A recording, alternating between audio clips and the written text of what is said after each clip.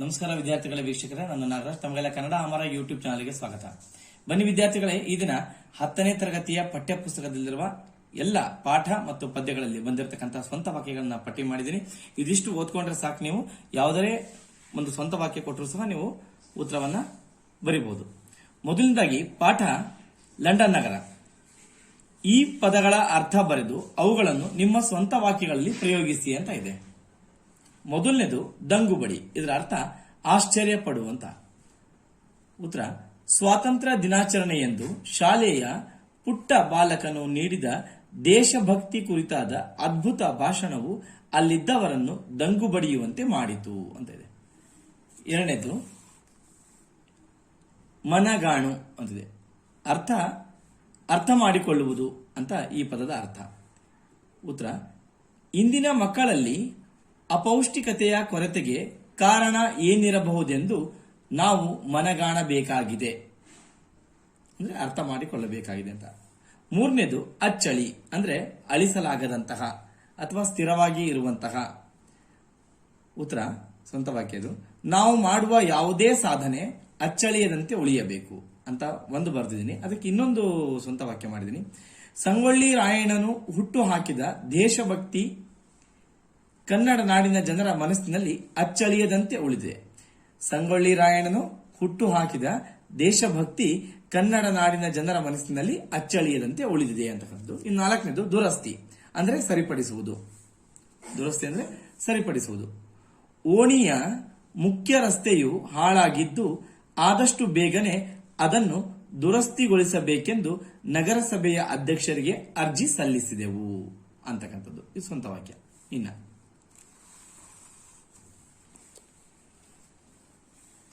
ಐದನೇದು ಘನತರ ಅಂತ ಇದೆ. ಅರ್ಥ ಮೌಲ್ಯಯುತವಾದ ಅಥವಾ ದೊಡ್ಡದಾದ. ಅದಕ್ಕೆ ಉತ್ತರ ಸ್ವಂತ ವಾಕ್ಯ: ಮನುಷ್ಯನ ಜೀವನದಲ್ಲಿ ಆರೋಗ್ಯಕ್ಕಿಂತ ಘನತರವಾದ ಆಸ್ತಿ ಮತ್ತೊಂದಿಲ್ಲ. ಆರನೇದು ನಿಟ್ಟಿಸಿ ನೋಡು, ಅಂದ್ರೆ ಗಮನವಿಟ್ಟು ನೋಡು, ಕಣ್ಣಗಲಿಸಿ ನೋಡು ಅಂತ ಅರ್ಥ. ಇದು ಉತ್ತರ: ಹಂಪೆಯ ಐತಿಹಾಸಿಕ ದೇವಾಲಯಗಳಲ್ಲಿ ಕೆತ್ತಿದ ಶಿಲ್ಪಕಲೆಯನ್ನು ನಾನು ನಿಟ್ಟಿಸಿ ನೋಡಿದೆನು. ಏಳನೇದು ಮೂಲೆ ಗೊತ್ತು, ಅಂದ್ರೆ ಅರ್ಥ ನಿರ್ಲಕ್ಷಿಸು ಅಥವಾ ತಳ್ಳುವುದು ಅಂತ. ಬೆನ್ನಿಗೆ ಚೂರಿ ಹಾಕುತ್ತಾ ಉತ್ತಮ ಸ್ನೇಹಿತರಂತೆ ನಟಿಸುವವರನ್ನು ನಾವು ಮೂಲೆ ಗೊತ್ತಬೇಕು, ಅಂದ್ರೆ ಅವರನ್ನ ನಿರ್ಲಕ್ಷಿಸಿ ಕೈ ಬಿಡಬೇಕು ಅಂತ. ಎಂಟನೇದು ದಿಕ್ಕು ತಪ್ಪು ಅಂತಿದೆ. ಅಂದ್ರೆ ದಾರಿ ತೋಚದಿರುವುದು ಅಥವಾ ದಾರಿ ತೋಚದೇ ಇರುವುದು ಅಂತ. ನಾವು ಪರಸ್ಥಳಕ್ಕೆ ಹೋದಾಗ ಆಕಸ್ಮಿಕವಾಗಿ ದೊಡ್ಡ ಮೊತ್ತದ ಹಣವನ್ನು ಕಳೆದುಕೊಂಡರೆ ನಮಗೆ ದಿಕ್ಕು ತಪ್ಪಿದಂತಾಗುತ್ತದೆ. ಒಂಬತ್ತನೇದು ಆ ಪಾಠದಲ್ಲಿ ಕೊನೆಯದು ವಶೀಲಿ ಅಂತ ಇದೆ. ಅಂದ್ರೆ ಪ್ರಭಾವ ಅಂತ ಅರ್ಥ. ಗ್ರಾಮೀಣ ಪ್ರದೇಶಗಳಲ್ಲಿ ಈಗಲೂ ಸಹ ಅಥವಾ ಇಂದಿಗೂ ಸಹ ಅನೇಕ ಮೂಢನಂಬಿಕೆಗಳಿಗೆ ವಶೀಲರಾಗುತ್ತಾರೆ. ಗ್ರಾಮೀಣ ಪ್ರದೇಶಗಳಲ್ಲಿ ಈಗಲೂ ಸಹ ಅನೇಕ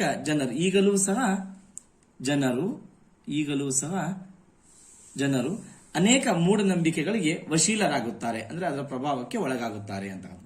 ಇದು ಲಂಡನ್ ನಗರದ ಪಾಠದಲ್ಲಿ ಬಂದಿರತಕ್ಕಂತಹ ಸ್ವಂತ ವಾಕ್ಯಗಳು. ಇನ್ನ ಪಾಠ ನೋಡ್ಕೊಳ್ಳಿ. ಪಾಠ ಶುಕನಾಸನ ಉಪದೇಶ ಅಂತ. ಕೆಳಗಿನ ಪದಗಳನ್ನು ಸ್ವಂತ ವಾಕ್ಯದಲ್ಲಿ ಬಳಸಿರಿ ಅಂತದೆ. ಮೊದಲನೇದು ಕೋಲಾಹಲ. ಇಲ್ಲಿ ಅರ್ಥ ಬರೆಯಂಗಿಲ್ಲ, ನೇರವಾಗಿ ಬರ್ಬಿಡುದು.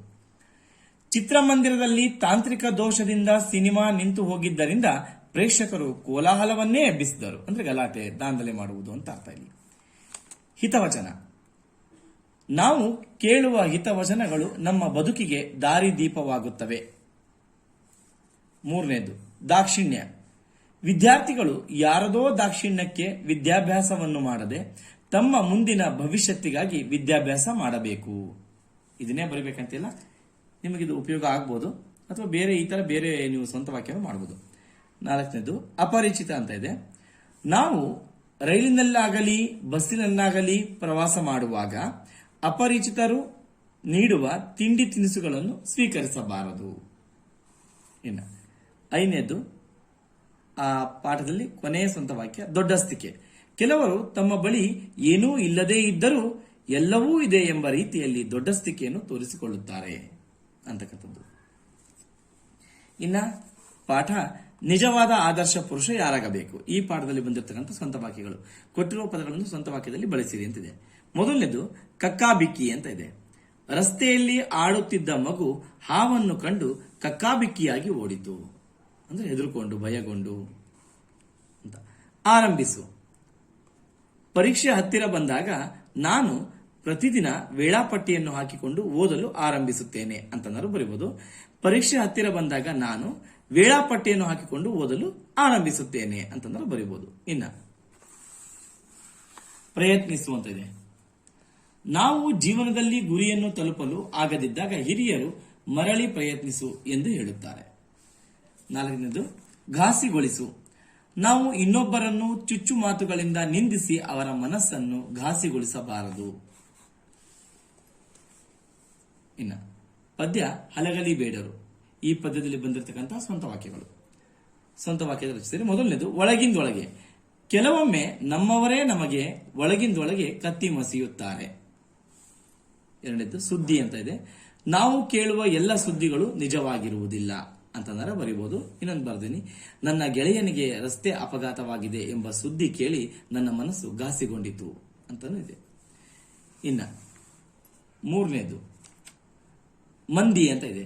ರೈಲಿನಲ್ಲಿ ಅನೇಕ ಮಂದಿ ಅಥವಾ ರೈಲಿನಲ್ಲಿ ಅನೇಕ ಬರೆಯೋದಕ್ಕಿಂತ ಅರ್ಥ ಇದು ಕೆಲವು ಮಂದಿ, ಎಲ್ಲರೂ ಅಲ್ಲ, ಕೆಲವು ಮಂದಿ. ರೈಲಿನಲ್ಲಿ ಕೆಲವು ಮಂದಿ ಟಿಕೆಟ್ ಇಲ್ಲದೆ ಪ್ರಯಾಣಿಸಿದ್ದರಿಂದ ಅವರಿಗೆ ದಂಡ ಹಾಕಲಾಯಿತು ಅಂತಕ್ಕಂಥದ್ದು. ಇನ್ನು 4ನೇದು ಕಸರತ್ತು. ಪ್ರತಿದಿನ ಮುಂಜಾನೆ ಕಸರತ್ತು ಮಾಡುವುದರಿಂದ ದೈಹಿಕವಾಗಿ ಸದೃಢರಾಗುತ್ತಾರೆ. ಕಸರತ್ತು ಅಂದ್ರೆ ವ್ಯಾಯಾಮ ಅಂತ ಅರ್ಥ ಇದೆ. ಅರ್ಥ ಅನ್ಕೊಂಡೆ.